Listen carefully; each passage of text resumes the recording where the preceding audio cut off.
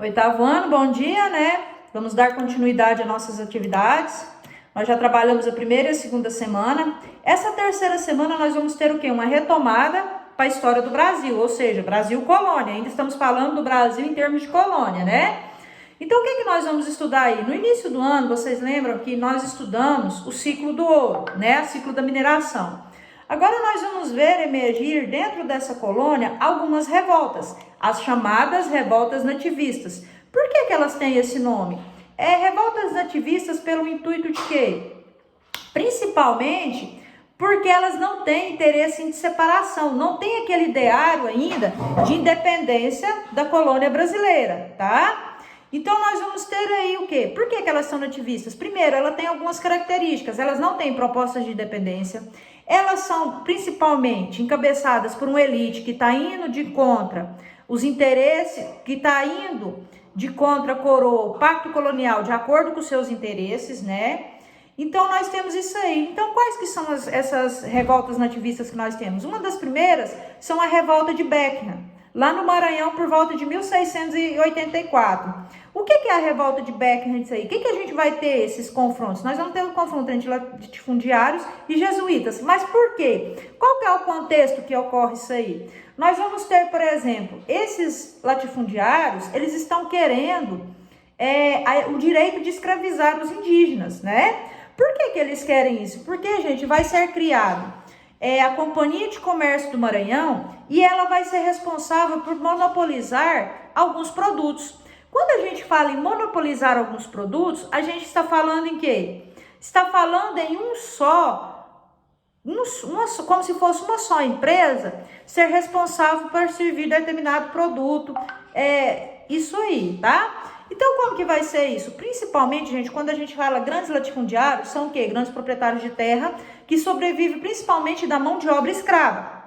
Então, a Companhia de Jesus, de certa forma, a Companhia do Comércio de Maranhão, ela vai ser responsável por quê? Pelo fornecimento de escravos. E a revolta disso aí, encabeçadas pelo Manuel e o Tomás Beckham, os líderes dessa revolta, principalmente o direito. Qual que é o objetivo? Escravização de índios, eliminação dessa companhia de comércio, tá?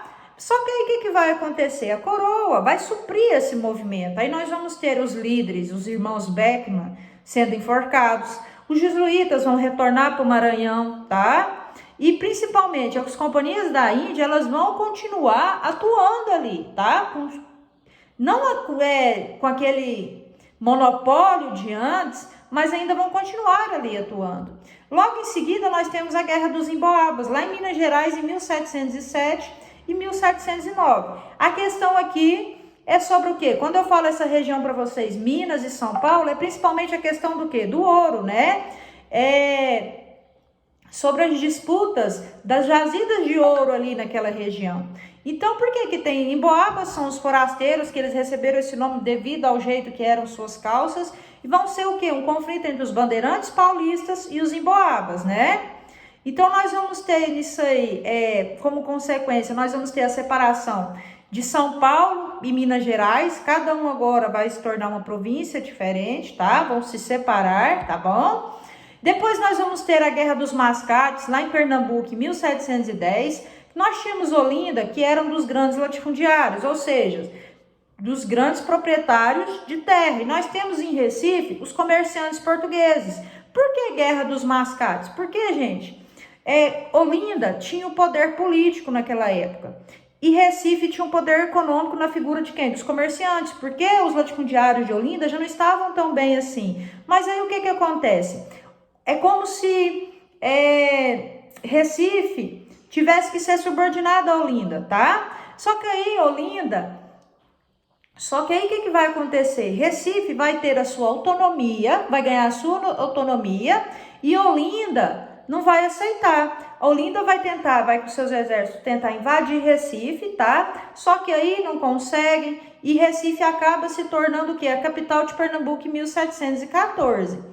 E por último, nós vamos ter a revolta de Vila Rica ou de Felipe dos Santos, também em Minas Gerais, em 1720, tá? O que é isso aí? Lembram das casas de fundição? Que todo o ouro que circulasse pela colônia teria que ser o quê? Levado para essas casas de fundição, eles seriam transformados em barra com selo, né, da coroa portuguesa. Só que aí o que vai acontecer? O Felipe dos Santos, ele vai ser contra o estabelecimento dessas casas de fundições, que de certa forma é o quê? É uma forma de se cobrar um imposto, né, em cima desse ouro retirado. Então, o que vai acontecer? O líder Felipe dos Santos, ele vai ser enforcado e esquartejado. Nós vamos ter tudo isso daí. Então, o que vocês têm que perceber aí? Por isso que elas são chamadas revoltas nativistas. Elas são mais revoltas de cunho regional, que não tem interesse em fazer independência, que principalmente ela almeja o quê? Os interesses de uma elite, tá bom? Tudo bem, pessoal?